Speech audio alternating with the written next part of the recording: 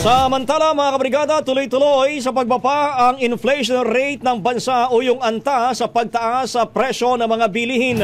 Sa ulat po ng Philippine Statistics Authority, bumagal pa ang inflation nitong Marso sa 1.8% mula 2.1% noong Pebrero. Ang 1.8% inflation ay pinakamababang inflation ng bansa sa loob ng 5 taon.